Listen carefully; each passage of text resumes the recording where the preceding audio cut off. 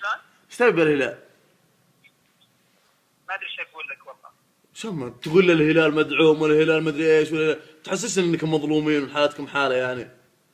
اما ظلوم الهريبي يعني. انا ما عاتيك انا هريبي ما هريبي، وش عندك انت تقول الهلال مدعومه؟ يعني ياسر الحين ما يستحق انه يلعب، من تبي يلعب بالله السهلاوي؟ انا احس اسلوبك اسلوب عربجي ما اقدر اخذها. لا ما هو عربجي. طيب خلاص وش تبي؟ طيب اسلوب قل لي. ما ابغى منك شيء، انت ايش تبي بتاخذ عليه عرض؟ انا اسالك انت ياسر الحين شوف هذا قاعد يلعب. مش حلوه الحين، النفسيه ما حلوه، خلينا نشوف اخر المباراه ان شاء الله خير، خلينا نفوز ونحصل خير. يعني انت يهمك والله انك ودك يخسر المنتخب، والله شفني احلف والله انه ودك انه خسر، مسوي انك يعني تحب المنتخب وكذا يعني. لا انا ما احب فهد الهريفي ما انت اللي تحط كل شيء. فهد الهريفي ما يبي احد بعده. فهد اسمع بقول لك ما يخالف بس تعلمني هالكلام. ايه اقول مو بدري تعلمني ذا الكلام. انا علمت. هذا وطن يجب ان يتشارك السعوديين كلهم. ترى ما انك كهلالي وحارك تبي تشارك كل شيء، لا تفهم ولا لا؟ من تبي يلعب؟ طيب تبي السهلاوي؟ السهلاوي لو في خير رفع النصر. ابغى الفرج يلعب، وابغى فهد المولد يرجع مكان ياسر، وابغى ناصر الشمراني ولا مهند عسيري يلعب قدام. اذا تلعب كوره مهند اما مجاملات وش الشمراني؟ طيب لو كم من سنه الشمراني لو كم من سنه يا اسمع الله يسلمك. اللخبطه اللي انت قاعد تشوفها، انت تشوف هذا المولد يلعب وسط ايسر، وين صانع لعب؟ وين تزيد الجاسم؟ وين الفرج؟ وين تجيب سالم الدوسري عندكم احتياط؟ يا اخي وين ليش كذا؟ انت والله مو بطن كل عشانك بس هلال تتبع ميولك. اقسم بالله ما همني ياسر، اقسم بالله العظيم اني هلالي وانه ما همني ياسر، واني ما اتكلم عن ياسر، لكن انت تكلم بالخليج كله وتعلم العالم كله ان الهلال مدعوم وان الهلال ما ياخذ اي شيء الا يا اخي قلت شيء كذا انا ولا ما تبي اركض مضاجعك؟ يعني الهلال تبي تستفيد من خدمات اخرى يجب انها تكون لنا كلنا. يا اخي لا تزعل يا اخي. على فكره ترى المنتخب انا بعلمك شيء اللي لازم تفهم علي الطلاق بالثلاث من امرتي، لا همي هلال ولا ياسر ولا ناصر ولا شيء. اذا انت انا اتكلم معك كسعودي الان واحترمك عشانك اتصلت علي، انا قاعد اتكلم لك تشك فيني تسوي على ذلك. انتم ما تبون احد يقول ليش الجنوب ضيع بلنتي، وليش ياسر كان سيء، ليش ياسر يقدم اعتذاره ويرجع لبطوله مهمه زي مباراه الارجنتين ويخليها ويجي يلعب ضد دورة الخليج اللي قد جابها لوداخ، يبغى يجي يسوي انقسامات في الفريق. لا يا اخي لا، انا اقول الكلام كنا اول نموت ما نترك الخانه. تتحمل على اصابتك عشان ما احتمال اللي يجي بدالك ياخذها، مو تقدم لي اعتذار وتجي عشان في الهلال جرايدك تطبل له وتجيبها في المنتخب. يا اخي ما نبغى من الانجازات اللي جبناها، خلاص راح البلاوي راحت، بقت دورة الخليج خله يلتزم يقعد ببيته. بس اللي انا اتكلم من هالمنطق، انت همك هلال همك نصر ياسر ماسر تجيبها على ميولك، هذا انت بكيفك يا اخوي، ولا همتني ولا انت ولا غيرك. انا بتكلم على شيء، انا معتقداتي هذه. تقعد لي تقول لي ضربت في حرب ضربت في بيت، هذا حدكم بسلامتك. انا لاعب كوره ما نقدر لغه عربيه. فهد كابتن فهد سؤال واحد بس، سؤال واحد بس، وش ردة فعلك لو فاز المنتخب اليوم؟ اسمع بقول لك شيء، انت اعطيتوا عقولكم غيرك، والله لا الله انه ما قام عندي، ويا رب يفوز المنتخب. وشو يعني؟ صدق.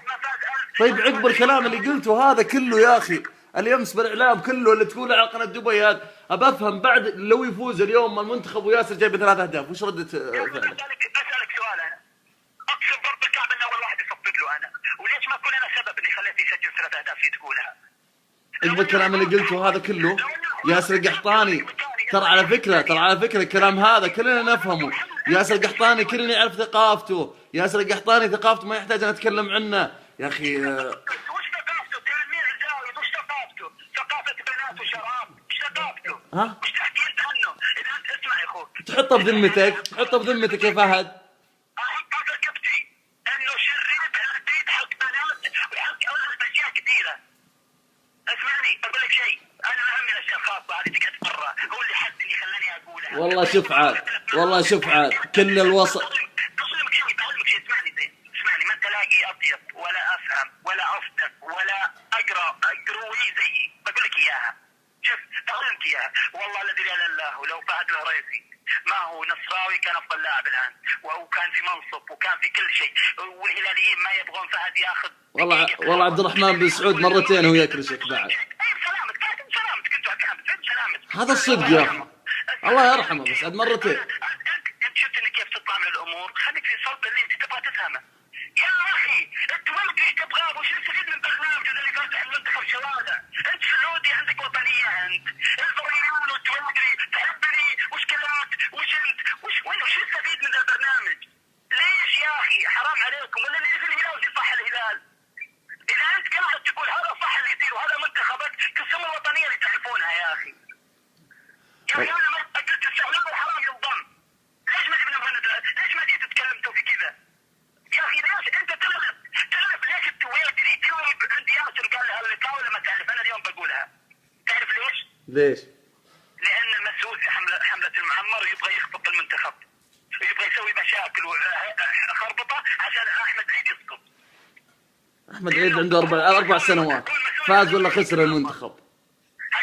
هذا اللي تكون مثقف انت للاسف ياسر مثقف، يجي قبل مباراه يقول كذا. يا اخي من هو؟ هو الامير ياسر ال سعود. يا اخي عظماء لعبه كره القدم انتقدوا وكلام في الملعب. مو تجيني تقول لي اقمتوا لو توصل الارض والسماء ترى نعد عدنا. اي الغطاس اللي تحكي عنها انت قاعد تلمح، قاعد تعطي عقلك خيرك وتقرا جرايد. يا اخي انت اسمع نفسك شوي. يعني شفت لك التلفزيون انسني الهريسي، انسني لاعب نصر، انسني هلال ونصر وشوف الكلام مفنده. هذا انا بوصل لي يا اخوك. انا اتكلم معك كسعودي الان واحترمك انك اتصلت علي. اقدر اقول عن امك وابوك طاح وقف في وجهك ونطلع بين الجزائريين وتاخذ حسناتي واخذ حسناتك. طيب ركز شوي واترك الهلال والنصر. هذا راضيك هذا يا اخي بالعقل. انت لو انك رجل صح وبتعتزل وما تبغى المنتخب وش ترجع دورة خليج زي هذه؟ طيب انا بكلمك بعد.